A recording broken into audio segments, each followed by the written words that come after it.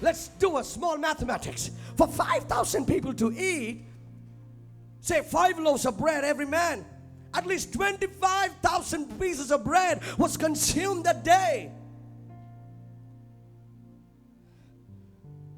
This boy, after all, gave just 5 loaves of bread.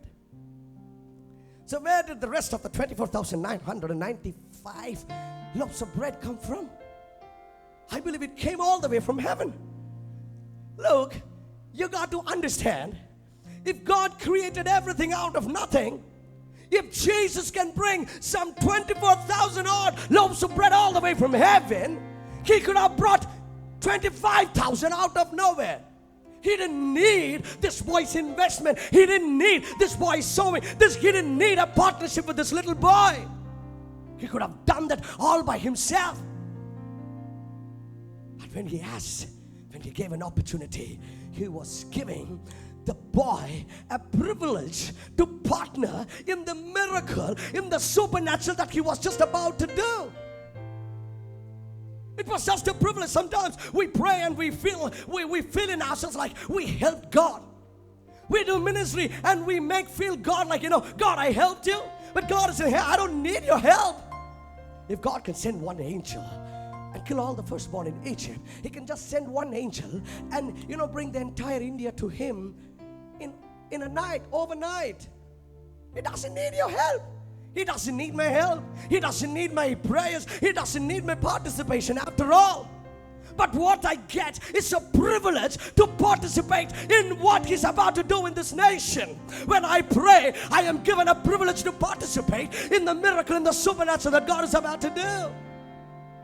I prayed and somebody got healed. God, thank you. Thank you. You performed the miracle. But I'm glad that I got a privilege that I could spend some time and pray for that person and see a change happen in him.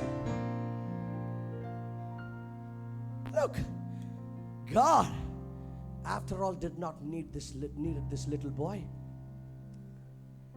If He brought the rest of all the pieces of fish all the way from heaven, He didn't need this 2 pieces of fish.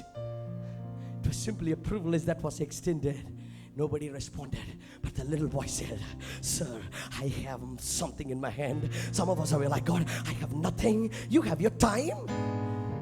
I have nothing. Okay, give me your nothingness.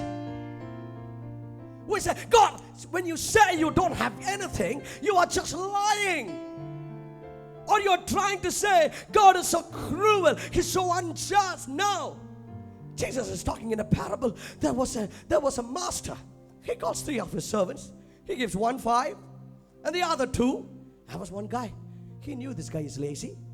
He knew that he's going to fail. Not because he's going to be faithful, but because he is faithful. He endowed. He gave 1 talent in his hands, knowing that this guy will fail.